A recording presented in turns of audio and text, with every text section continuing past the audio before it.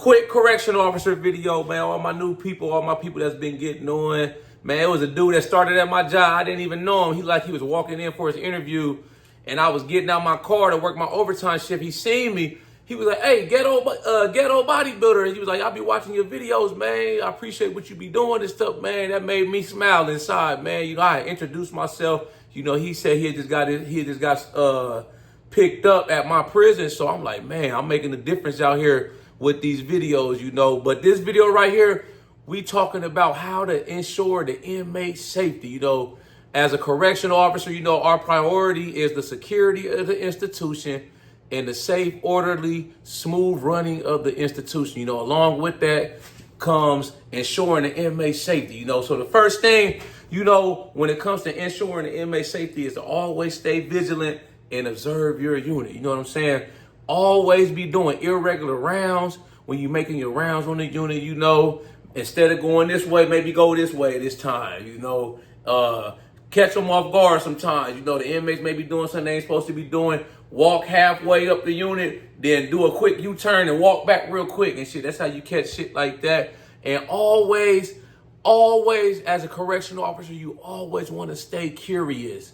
What I mean by that, man, always be checking doors. I'm curious, why the inmates keep looking over at me real quick and looking away, shit like that? Why did the unit all of a sudden get quiet out of nowhere, man? They in there watching the game.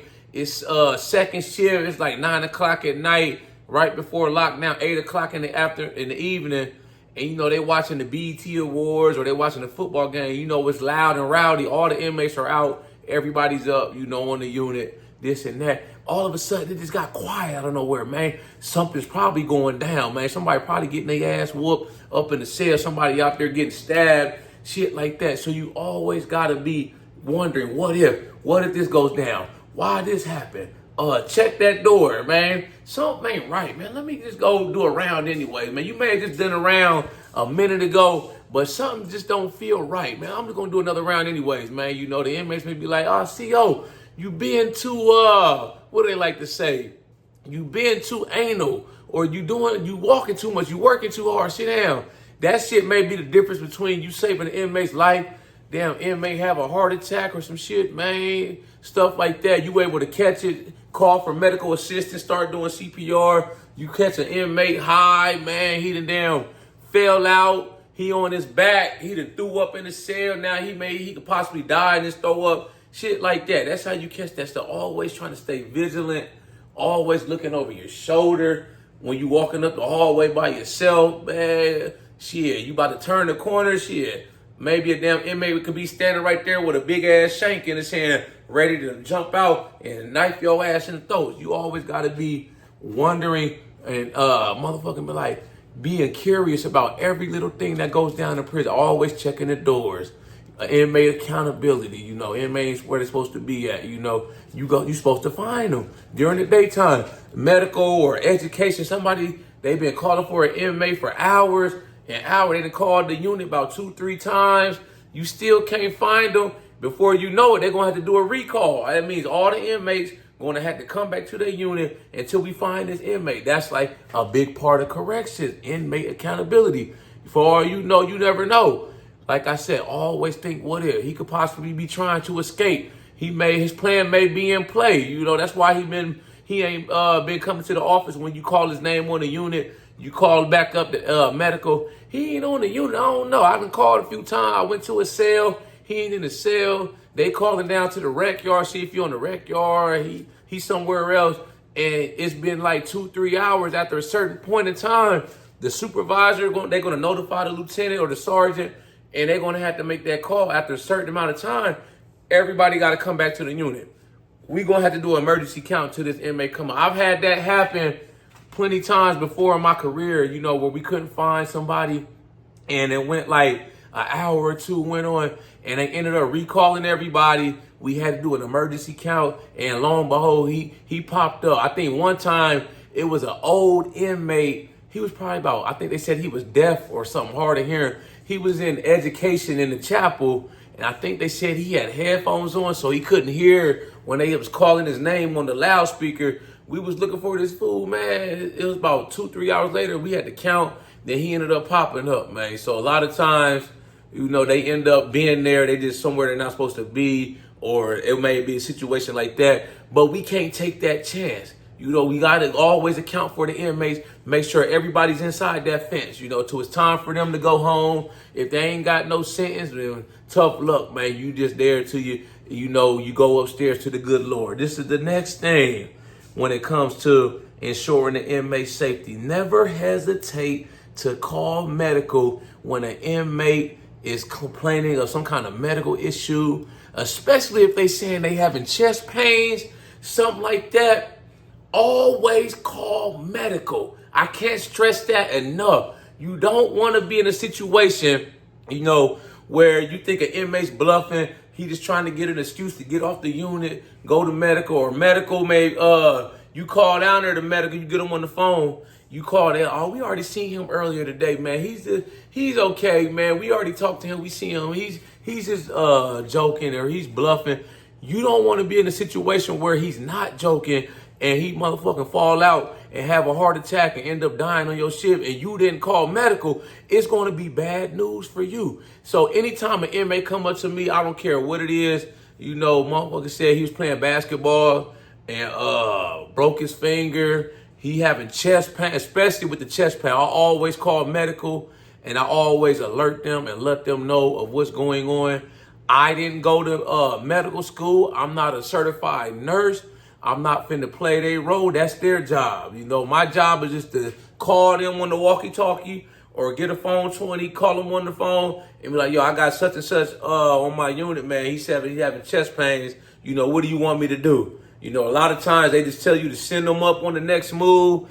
If it's something more serious, tell them to come down there.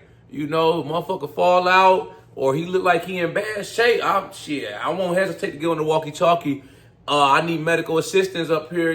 Medical, can you step down to my unit? I got an inmate. I don't know what the hell going on with him, but he don't look good. Y'all need to get down here and check him out, man. That way it takes the responsibility off of you and the liability off of you just in case, he wasn't bluffing or he really was having a stroke or a heart attack. I've been through, so many situations in my career where, it was like an immediate, I had to spring into action and I had to, become a first responder. I had an inmate that had 2 heart attacks in the shower, so it was like I got over there. He was in the shower still butt naked. The water was still running. He was face down on the ground. I had to put on some gloves. Well, first I got my walkie-talkie. When I seen it, I called medical assistance. I got a medical emergency on my unit. Threw on some gloves real quick, rolled him over. His eyes was open like he was dead. So I immediately started doing CPR on him, man. And they come to find out he had I think they said he had 6 heart attacks in the shower. The nurses and them finally arrived. They put the AED on him. They had to shock him. They called the ambulance, the outside ambulance. They came. By the time I got relieved and I was leaving out, the ambulance was still in the parking lot, still working on him. So that was a good sign. He ended up living though. I had got an award, like a special act award, because I helped save his life. If I wouldn't have sprung into action, and I would have been nonchalant or some shit like that, just stood by, he could have died, so that made me feel good. I did a good deed and I helped save his life. You know what I'm saying? I don't want to never see nobody die if I could do something about it. They give us training every year, for as far as the policy, procedures, medical training, CPR training. So I just sprung into action and I did my job. You know what I'm saying? This is the next thing. You want to be proactive in resolving conflicts on your unit before they become a bigger issue. You got an inmate, he's not getting along with his cellie. You get a new inmate on the unit, he may be on a regular GP unit, but he's like mental health. He ain't all the way there. He's causing issues on the unit, man. The inmate's coming up to you. Oh, CO, man, something wrong with this dude, man. I don't know. I don't think he gonna make it here, man. I think you need to go talk to him or see if you can move him to another assignment. You got an inmate, they start beefing with each other. I remember there was a situation one time when I worked at the county jail way back in the day. There was an inmate on the he was on a regular unit, right? And he had mental health issues, right? And he had a bad habit of standing in the shower for hours on end with the shower running. He would just be in there for hours just talking to himself, you know. So the inmates, you know, they used to just look and, you know, be laughing, didn't think too much of it. You know, I used to see it. I used to be working that unit. I would see it. He just be in there for hours. The water running. I was like, I don't know, man. Motherfucking, he ain't bothering nobody, this and that. But the breaking point came when he took a shit in the shower. That was the last straw. The inmates came banging on the door. I get up running and you're like, what the fuck is going on? They're like, yo, he got to get up out of here. He just took a shit in the shower. So I had to jump into action. I had to resolve that conflict. I had to get him off the unit. You know, another situation that arrives when I worked in the county jail back in the day, man. You know, the inmates, you know, you can't, in a GP population, you can't be like a child molester and be on certain units. You know, you got to be in PC unit. So some dudes would try to fly under the radar. You know, it wasn't like where I work in the feds where you at a certain prison, you have to have your paperwork with your charges on it. Otherwise, you can't even come to that prison. You got to go to a different prison. It was like people didn't know. So some people can get away with, you know, having child molester charges, this and that. We knew as officers, but, you know, the inmates wouldn't tell the other inmates. Only way the other inmates would find out is when the news came on in the evening, you know, and it would be like reading such and such convicted of child molestation charges. There was a situation like that occurred one night when I was working that unit, and I guess the guy on the unit, he was trying to fly under the radar. Nobody knew in there that he was a child molester. He was on a regular GP unit, and I guess his charges came up on the news. You know, that was a big thing. Like, they didn't have cable. They didn't have as many privileges as like when I worked in the feds.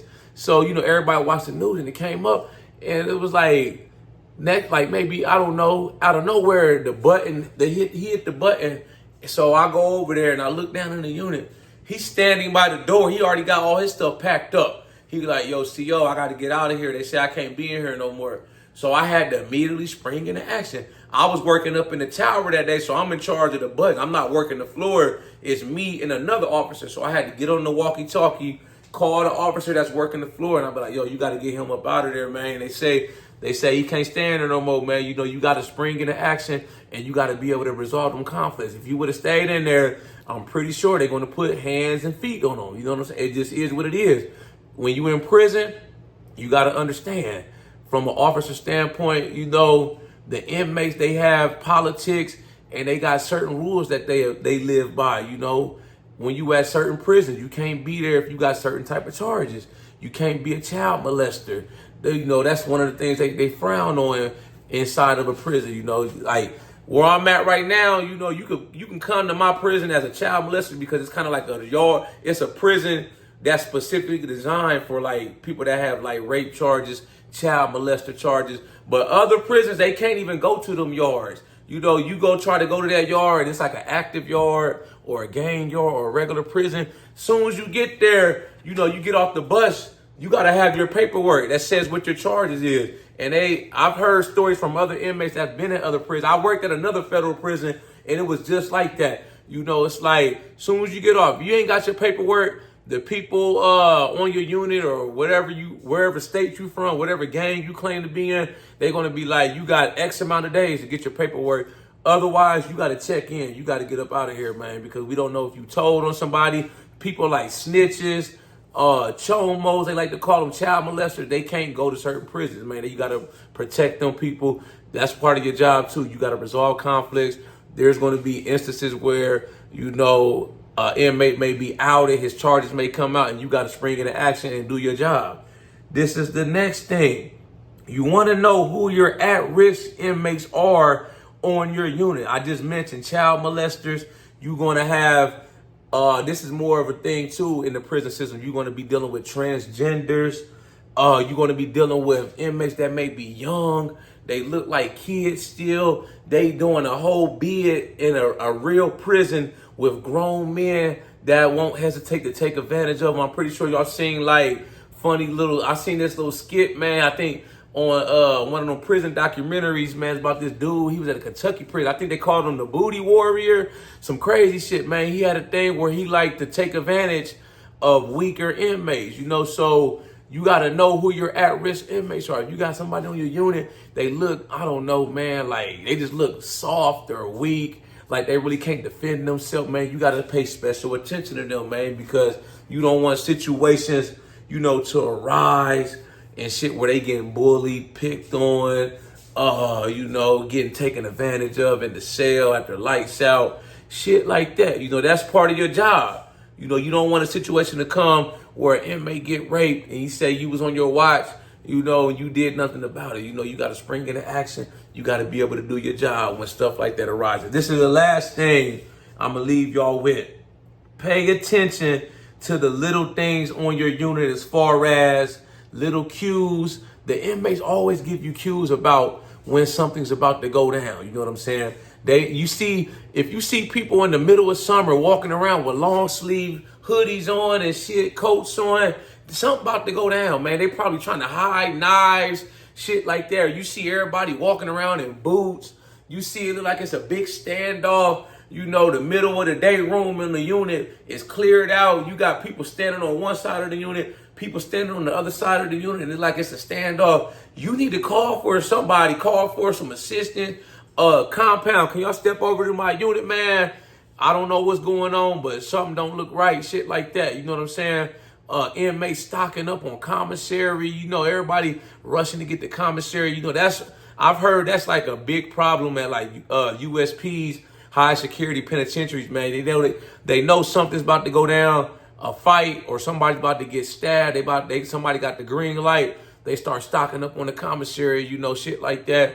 If you unlock your unit, man, nobody comes out, they may be staging a protest. You know, call for somebody to come over there, call the lieutenant or sergeant so they can figure out what's the next course of action. You always want to pay attention to little cues, like shit like what I said. You see the inmates looking, they keep looking back at you and stuff, or you watching from your office, you can see everything that's going on your unit, but all of a sudden you see everybody looking up and shit up there, but you can't see it, so you step out on the unit and maybe a fight going on up there. That's why everybody's looking, you know. You see people start grabbing their chair and start going to their cell. They know they're about to get locked down. Maybe something went down, fight, somebody getting stabbed. You know, always pay attention to them little cues, you know what I'm saying? Y'all like this video, make sure you subscribe to my channel, at The Ghetto Bodybuilder. Follow me on Instagram, TikTok at The Ghetto Bodybuilder. I got the merchandise for sale. Shop with me on my website, www.theghettobodybuilder.com. Y'all got any comments, questions, any ideas or topics, man, please leave a comment